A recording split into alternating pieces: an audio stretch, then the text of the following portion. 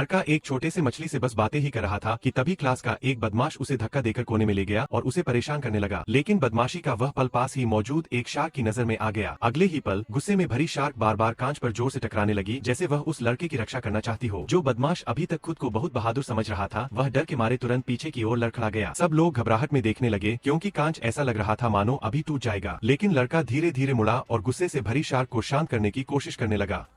हैरानी की बात यह थी कि जैसे ही शार्क ने लड़के का इशारा महसूस किया, उसने हमला तुरंत रोक दिया। फिर जैसे ही उसकी सुनहरी आंखें चमकने लगीं, एक्वेरियम के सारे जीव उसके पीछे इकट्ठा हो गए और झुककर उसका सम्मान करने लगे, क्योंकि उस लड़के की असली पहचान कोई और नहीं बल्कि अटलांटिस का प्रसिद्ध राजकुमार एक्वामैन आर्थर थी। वह पानी के नीचे सांस ले सकता था, डॉल्फिन से भी तेज तैर सकता था, और जब उसकी आंखें सुनहरी हो जाती थीं, तो समुद्र की सबसे गहरी अंधेरी जगह भी तुरंत रोशन हो जाती थीं। आर्थर की बस एक ही इच्छा थी, अपनी माँ से फिर से मिलना। आर्थर का पिता एक साधारण लाइट हाउस का रखवाला था। एक तूफानी रात जब वह खिड़की बंद कर रहा था, उसने किनारे पर एक बेहोश महिला को पड़ा देखा। वह उसे जल्दी से अंदर ले आया और उसकी चोटों का इलाज किया। लेकिन यह महिला बिल्कुल भी साधारण नहीं थी। जब उसने टीवी पर समुद्री जीव देखे, तो उसने स्क्रीन पर त्रिशूल फेंक दिया। जब उसे भूख लगती, तो वह टैंक से सीधे सुनहरी मछलियां निकालकर खा लेती। दरअसल वह अटलांटिस की रानी थी, जो जबरदस्ती की राजनीतिक शादी से बचने के लिए भाग आई थी। एक ही छत के नीचे रहते रहते दोनों के बीच अपने आप भावनाएं पनप गईं, और कुछ समय बाद उनका एक सुंदर सा बेटा हुआ। उसके पिता ने उसका नाम आर्थर रखा। लेकिन यह शांति ज्यादा समय तक नहीं रही। जब आर्थर सिर्फ 2 साल का था, तब अटलांटिस के सैनिक आखिरकार उन्हें ढूंढते हुए वहां पहुंच गए। उसकी मां ने जोरदार मुकाबला किया और कई सैनिकों को हरा दिया, लेकिन अब उसकी मौजूदगी उजागर हो चुकी थी। आर्थर और उसके पिता की रक्षा करने के लिए उसे मजबूरन